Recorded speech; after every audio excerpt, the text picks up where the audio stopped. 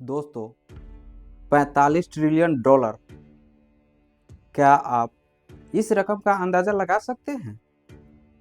अगर हम आज के पूरे ब्रिटेन की कुल जीडीपी की बात करें तो वह मुश्किल से 3 या 4 ट्रिलियन डॉलर के आसपास है। यानी जिस रकम की हम बात कर रहे हैं वह आज के ब्रिटेन की पूरी अर्थव्यवस्था से लगभग 15 गुना ज़्यादा है। अब ज़रा सोचिए, अगर मैं आपसे कहूँ कि यह कोई काल्पनिक रकम नहीं है, बल्कि यह वो असली दौलत है जिसे अंग्रेज ने हमारे देश भारत से लूटा था। जब भी हम अंग्रेजों की लूट की बात करते हैं तो हमारे दिमाग में कोहिनूर, हीरा, मयूर, सिंहासन या खजानों से भरे जहाज आते हैं। लेकिन दोस्तों, वो तो सिर्फ चिल्लर था। असली लूट हथियारों या तलवारों से नहीं हुई थी। असली लूट हुई थी कागज, कलम और एक ऐसे खौफनाक फाइनेंशियल स्कैम के जरिए जिसे समझने में दुनिया के बड़े बड़े अर्थशास्त्रियों को सदियों लग गई। आज के इस वीडियो में हम जाने माने अर्थशास्त्री डॉक्टर उत्सा पटनायक की रिसर्च के आधार पर इस इतिहास के उस पन्ने को पलटेंगे जो हमें कभी स्कूल में नहीं पढ़ाया गया। आज हम समझेंगे कि अंग्रेज़ों ने एक सफ़ेद पोश डकैती को अंजाम दिया और भारत का 45 ट्रिलियन डॉलर चूस कर ब्रिटेन को एक सुपर पावर बना दिया। अक्सर पश्चिमी इतिहासकार और खुद ब्रिटेन के लोग यह दावा करते हैं कि उन्होंने भारत पर राज करके हम पर बहुत बड़ा एहसान किया। उनका तर्क होता है कि हमने तुम्हें रेलवे दिया, अंग्रेजी शिक्षा दी, मॉडर्न कानून दिए और तुम्हें एक सभ्य समाज बनाया। लेकिन वे यह कभी नहीं बताते कि इन सब के पीछे की कीमत भारत के किसानों और मजदूरों ने अपने खून और पसीनों से चुकाई थी।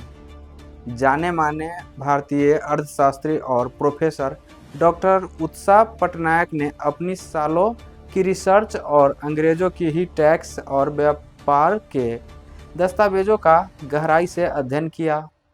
उनकी रिसर्च ने दुनिया के सामने यह साबित कर दिया कि 1765 से लेकर 1938 तक, यानी लगभग 173 सालों में ब्रिटेन ने भारत से 45 ट्रिलियन डॉलर की संपत्ति ड्रेन की। यह कोई व्यापार नहीं था, क्योंकि व्यापार में दोनों पक्षों को फायदा होता है।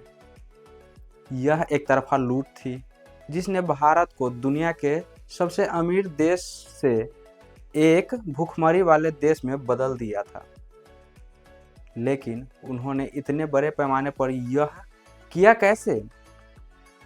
कोई देश इतनी बड़ी रकम चुपचाप कैसे लुटवा सकता है? इसका जवाब छिपा है उनकी उस टैक्स प्रणाली में जिसने भारत के ही पैसों से भारत को खरीदा। इस खौफनाक मास्टर प्लान की शुरुआत हुई 1765 में, जब ईस्ट इंडिया कंपनी ने मुगलों को हराकर बंगाल के दीवानी अधिकार हासिल किया। दीवानी अधिकार का मतलब था बंगाल, बिहार और उड़ीसा से टैक्स वसूलने का कानून हक। यहीं से अंग्रेज़ों ने इतिहास का सबसे बड़ा घोटाला शुरू किया।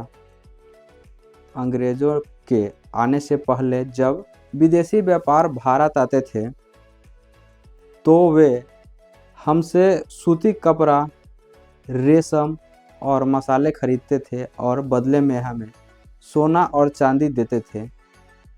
इससे भारत लगातार अमीर हो रहा था।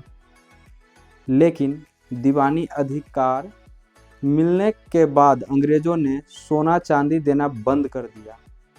उन्होंने क्या किया? उन्होंने हमारे ही किसानों और व्यापारियों से भारी टैक्स वसूला। मान लीजिए उन्होंने 100 रुपये टैक्स के रूप में इकट्ठा किए। अब इसी 100 रुपये में से एक बड़ा हिस्सा निकालकर उन्होंने उसी भारतीय किसान या बुनकर से उसका सामान खरीद लिया। यानी जो सामान अंग्रेज खरीद रहे थे उसकी कीमत वे अपने पास से नहीं बल्कि भारतीयों की ही जेब से चुराए गए पैसों से चुका रहे थे। भारतीय किसान को लगा कि उसका सामान बिक रहा है, लेकिन असल में उसे उसके सामान के बदले कोई असली आय नहीं मिल रही थी। अंग्रेजों को भारत का बेशकीमती माल बिल्कुल मुफ्त में मिलने लगा, जिसे वे यूरोप में ले जाकर भारी मुनाफे पर बेचते थे और वह सारा मुनाफा ब्रिटेन के खजानों में जाता था। भारत का पैसा और भारत का माल दोनों भारत से बाहर जाने लगे। यह दुनिया की सबसे चालाक चोरी थी। 1857 की क्रांति के बाद ईस्ट इंडिया कंपनी का राज खत्म हुआ और ब्रिटिश महारानी ने सीधा शासन अपने हाथ में ले लिया। अंग्रेजों को लगा कि अब लूट का तरीका बदलना होगा ताकि दुनिया को और भी भारतीयों को शक न हो।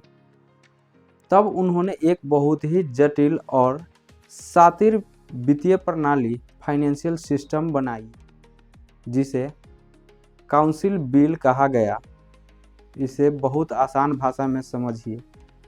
मान लीजिए फ्रांस या अमेरिका का कोई व्यापारी भारत से रेशम या मसाले खरीदना चाहते हैं। नियम के हिसाब से उस विदेशी व्यापारी को भारत आकर भारतीय रुपयों या सोनो चांदी में पेमेंट करना चाहिए था। लेकिन अंग्रेजों ने नियम बना दिया कि कोई भी विदेशी भारत से सीधा व्यापार नहीं कर सकता। अगर किसी विदेशी को भारत का सामान चाहिए तो उसे पहले लंदन जाना होगा। लंदन में वह व्यापारी अपना सोना या चांदी ब्रिटिश सरकार को देगा। ब्रिटिश सरकार उस सोने को अपने पास रख लेगी और बदले में उस विदेशी व्यापारी को एक कागज का टुकड़ा देगी, जिसे काउंसिल बिल कहा जाता था। अब वह विदेशी व्यापारी भारत आएगा और भारतीय व्यापारी को वह कागज का टुकड़ा काउंसिल बिल दे देगा और सामान ले जाएगा। अब भारतीय व्यापारी उस कागज को लेकर ब्रिटिश इंडिया की सरकार के पास जाएगा कि मुझे इसके बदले पैसे दो। ब्रिटिश सरकार उसे पैसे दे देती थी। लेकिन रुकिए, यह पैसा कहाँ से आया? पैसा वही टैक्स का पैसा था जो अंग्रेजों ने भारत के गरीब किसान और मजदूरों से निचोड़ा था। यानी भारत के सामान के बदले जो सोना चांदी देश में आना चाहिए था, वो सारा का सारा लंदन के खजानों में जमा हो गया और भारतीय व्यापारी को जो पैसा मिला वो उसी देश के देशवासियों का टैक्स था। इस पेपर गेम के जरिए अंग्रेजों ने भारत के पूरे एक्सपोर्ट को चुरा लिया। अब सबसे बड़ा सवाल उठता है कि अंग्रेजों ने भारत के खून पसीनों से लूटे गए इस 45 ट्रिलियन डॉलर का किया क्या? दोस्तों, इसी पैसों से ब्रिटेन में औद्योगिक क्रांति आई। ब्रिटेन की फैक्ट्रियाँ, उनकी सड़कें, उनके भव्य महल और उनका इंफ्रास्ट्रक्चर इसी पैसों से बना था। सिर्फ ब्रिटेन ही नहीं, अंग्रेज़ों ने इस पैसों का इस्तेमाल यूरोप के बाहर अपने दूसरे उपनिवेशों जैसे अमेरिका, कनाडा और ऑस्ट्रेलिया के विकास के लिए भी किया। वहाँ रेलवे बिछाने, पुल बनाने और गोरे लोगों के लिए आधुनिक शहर बसाने के लिए जो निवेश किया गया, उसका एक बहुत बड़ा हिस्सा भारत से लूटा गया था। इसके अलावा अंग्रेज़ों ने दुनिया भर में जो युद्ध लड़े, चाहे वो चीन के साथ अफीम युद्ध हो, अफ्रीका के कब्जा करना हो या पहला और दूसरा विश्व युद्ध हो, इन सभी युद्धों की फंडिंग भारतीय खजानों से की गई थी। अंग्रेज़ों ने अपने साम्राज्य का विस्तार करने के लिए जो फौज खड़ी की थी, उसका पूरा खर्च भारत के सिर पर डाल दिया गया। हम अपने ही लोगों को गुलाम बनाने और दुनिया में दूसरे को मारने का खर्च उठा रहे थे। जब लंदन भारत के पैसों से अमीर हो रहा था, तब भारत में क्या हो रहा था? जब कोई देश लगातार 170 सालों तक अपना सारा मुनाफा मुफ्त में बाहर भेजता रहेगा, तो उसकी अर्थव्यवस्था का दम घुटना तय है। भारत के साथ ठीक ऐसा ही हुआ। 19वीं सदी और 20वीं सदी की शुरुआत में भारत के प्रति व्यक्ति आय में बिल्कुल भी वृद्धि नहीं हुई, बल्कि वह शून्य या नकारात्मक रही। किसानों की हालत जानवरों से भी बदतर हो गई, क्योंकि अंग्रेजों को अपना टैक्स हर हाल में चाहिए था।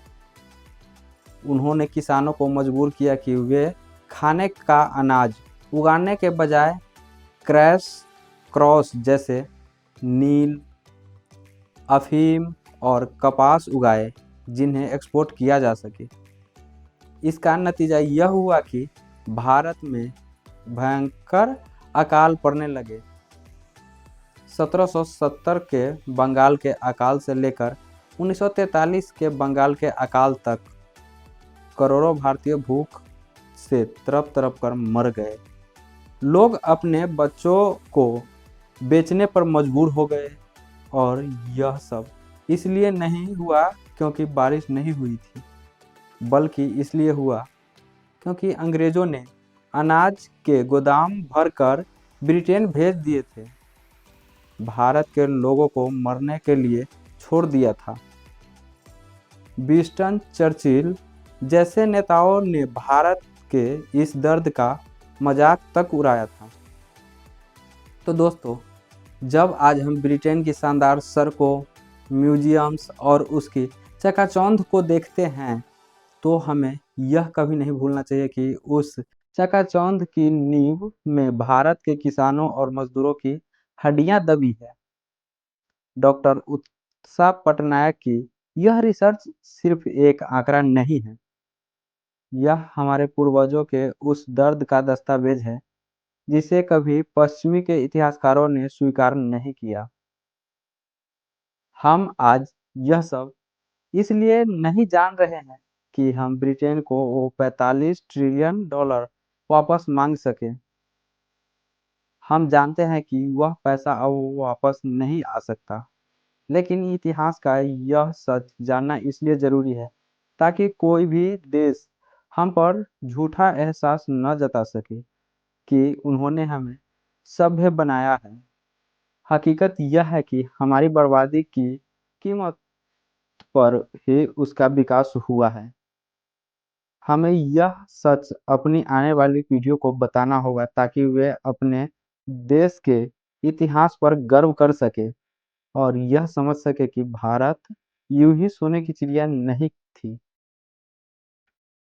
अगर आपको अर्थशास्त्र और इतिहास का यह खौफनाक सच पसंद आया हो तो इस वीडियो को अपने दोस्तों और परिवारों के साथ शेयर जरूर करें ताकि हर भारतीय इस इतिहास को जान सके। कमेंट में अपनी राय जरूर बताएं। क्या ब्रिटेन को भारत से इस ऐतिहासिक लूट के लिए आधिकारिक तौर पर माफी मांगनी चाहिए थी? क्या आप जानना चाहेंगे कि भारत से लूटे गए इस पैसे का इस्तेमाल करके अंग्रेजी ने चीन के अफीम के नक्शे से कैसे डुबोया था? वीडियो पसंद आया हो तो वीडियो को लाइक करें, शेयर करें एंड चैनल को सब्सक्राइब करें। मैं हूं सुधीर और आप देख रहे थे सुधीर स्कोप। मिलते हैं नेक्स्ट वीडियो में, तब तक के लिए जय हिंद।